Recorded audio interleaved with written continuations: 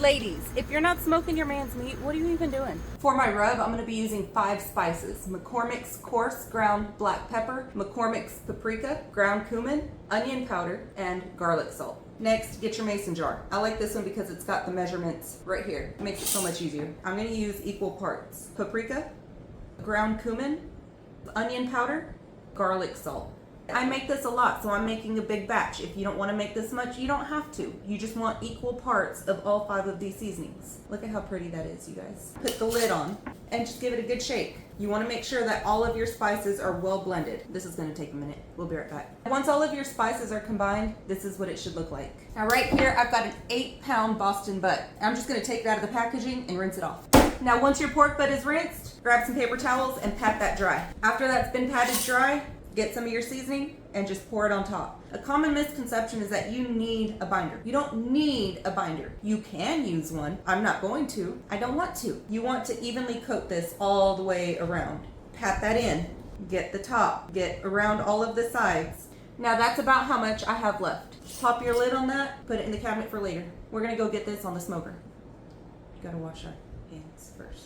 I need to clean my grill or season the grates. I don't know why I call it clean the grill, but we're basically seasoning the grates. I'm using half an onion. Wherever your meat is gonna sit, that's where you wanna clean. Don't throw this away when you're done. We're fixing to use it for something else. Now get your pork shoulder and lay it fat cap side up.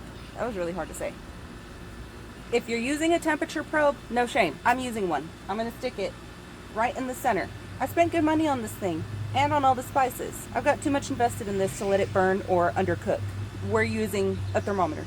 I've got a gravity fed smoker. I load it from the top up here, it burns down. My fire is down here. The ashes fall through grates inside. I'm just gonna open it up and I'm gonna throw my onion right in the ash pan.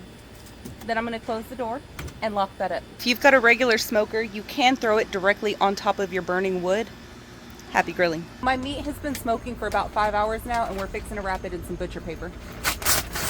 It's reached 165 degrees internal.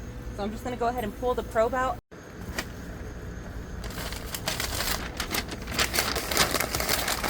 And when you're wrapping it, you wanna make sure to wrap it up really, really tight. It doesn't have to be pretty, it just needs to be tight. That's what she said. Now in doing this, I made sure that my fat cap is still side up. And we're just gonna throw this back on the smoker. Once your meat reaches 205 degrees, pull it off and set it in a cooler. We're gonna let that rest for about an hour, hour and a half, and then we're gonna pork into it. Then we're gonna pork it. After an hour and a half of sitting in the cooler, unwrap your pork butt. If you wanna leave it in there longer, go ahead. Look at that, y'all. Put that in a bowl. All of the juice that's left in here, pour that in there. Now carefully remove the fat cap.